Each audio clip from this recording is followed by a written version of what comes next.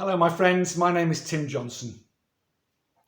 The reasons for falling into any addiction can be many or varied. There are some which stand out, are well documented. Medicating pain, for instance, or self-medicating pain. And that pain can be mental pain, physical pain, past pain, present pain. Whatever that pain may be, that could be one reason. Other reasons include trying to fill a void, an emptiness that you feel inside of yourself. Another reason, seeking some sort of spirituality, if you like, some sort of spiritual experience. I go back now to 2006 when I entered rehab, and this was a 12-step rehab, and subsequently, I went on to find my own way to sobriety, although I have the greatest respect for the 12 steps, and they obviously do work for many people. For me, it wasn't the case, unfortunately, and I found my own path, which is well documented on this channel. Please subscribe, like, and share the videos if you get a chance, because it just helps more people see them.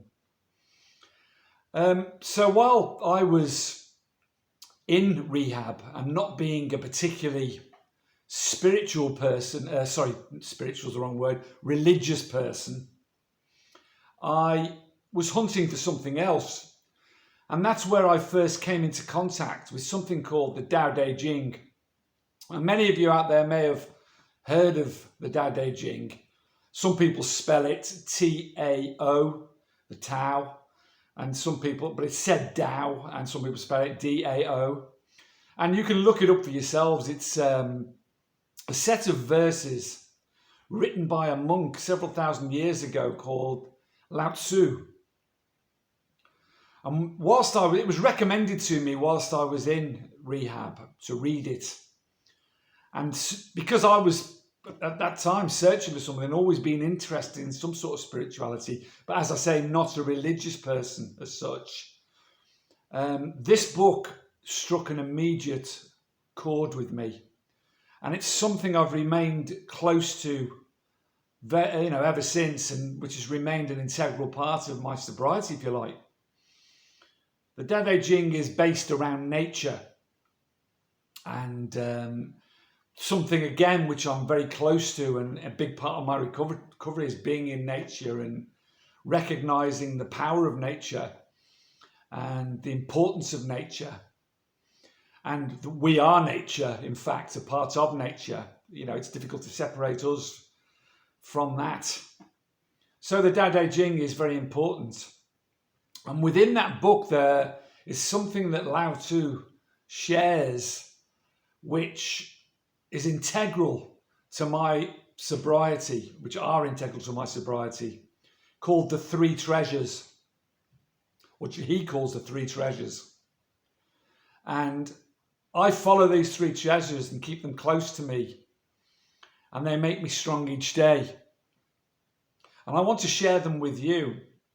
And you can have your own interpretations around them. I'll tell you mine, but people perhaps interpret them in different ways and see their use in different ways, just as they do when they read the Tao, because everyone has a different sort of translation. There's many different translations for it, although the one I read is Stephen Mitchell's translation, the one I find easiest to understand, if you like. But many people interpret the verses in different ways. They can have different meanings, which is what I think he wanted when he wrote them. So let me share the three treasures with you and see if they can be of any use to you, as they have been to me. The first one is simplicity. And an addict's life is never simple. It's many things, but it's not simple. It's hard and complicated and bloody hard work, tiring, exhausting. And we tend these days as well, even those of us who aren't in addiction now, to overcomplicate our lives, to add stress and all sorts of other things to our lives that we don't need to. And there are many reasons for this, many complicated reasons, which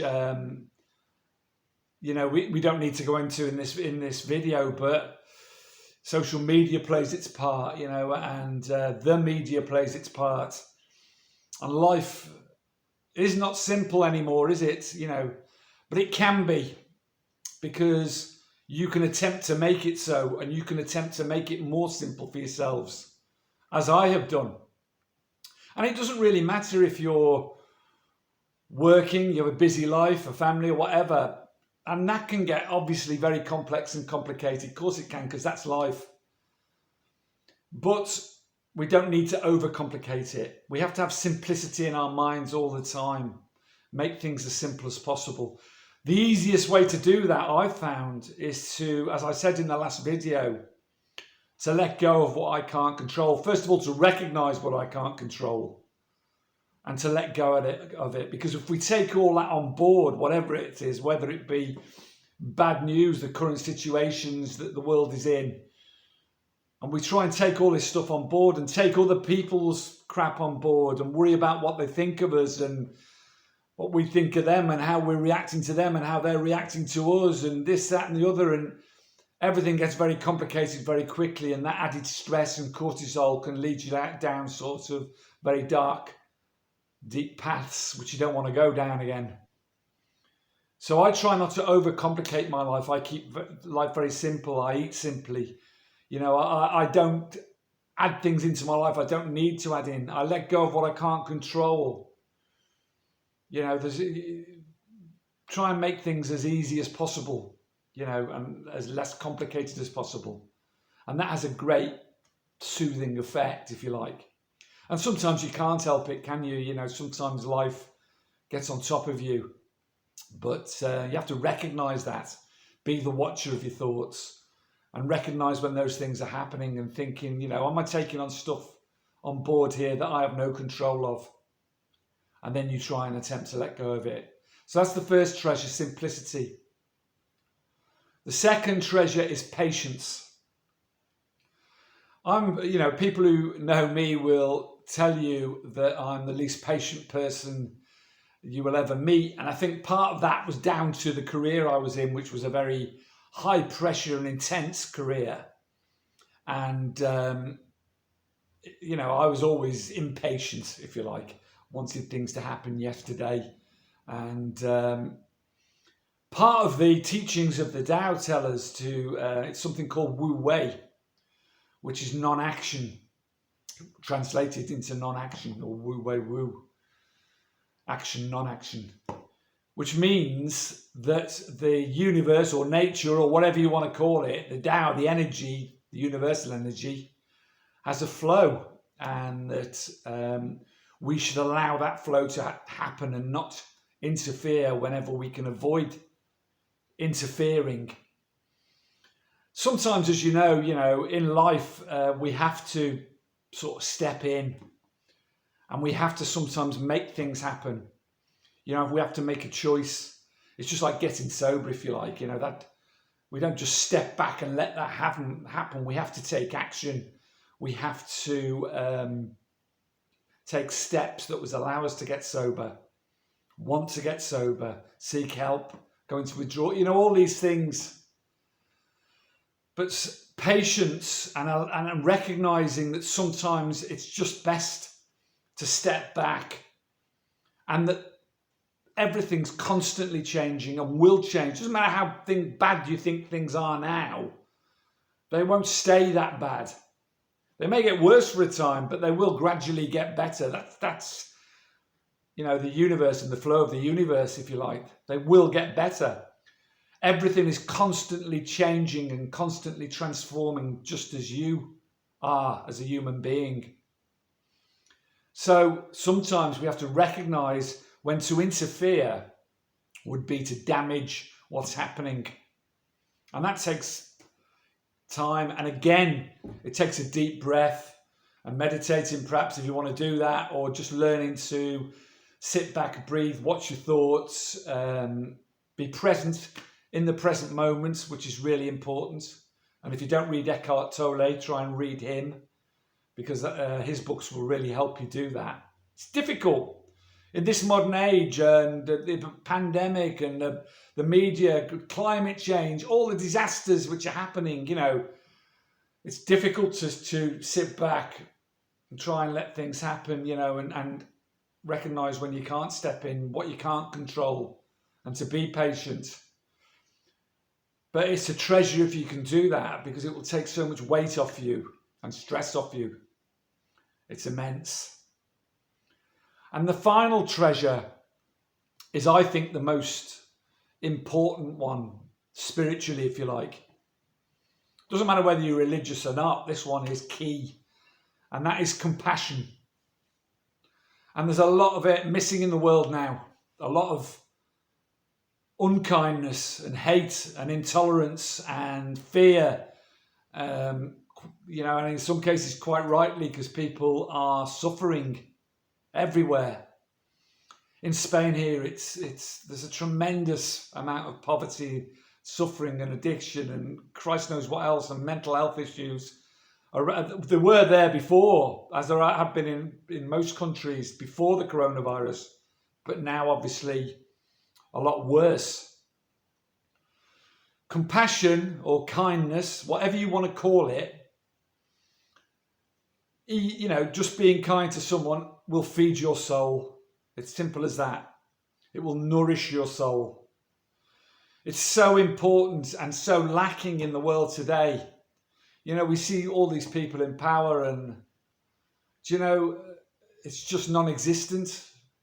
There's no compassion. There's no kindness. There's no tolerance. There's no understanding of people's situations. Just that capitalism marches on, basically, and it's just sad to see. Little acts of kindness may not change the world, but they will change someone's world.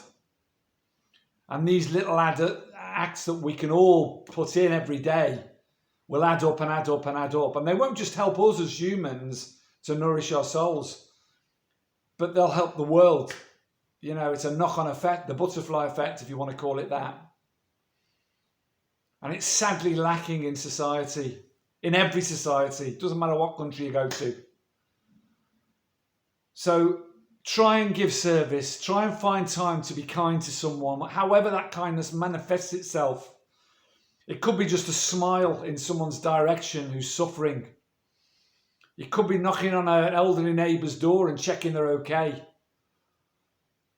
Whatever it is, helping someone carry their shopping, volunteering in a food bank. I mean, that's what I do. That's my way of, but I'll be conscious of kindness all the time. I try and make it my number one priority, if you like.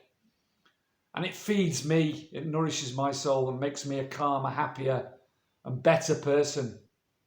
And I think if you're looking for any meaning of life anywhere, and it's just that we are the best we can be and we leave the world in a better place than when we found it. We leave a mark, of whether that be kindness or compassion. Perhaps that's the best one. Kindness, compassion and love. They're the best legacies to leave. The world is crying out for it at the moment. It's in pain. So not only will it help you within your addiction, it will help the world. Thank you for listening. Carpe Diem. Seize the day today. Good luck. Live strong, live free. Much love to you all. Thank you. Bye-bye.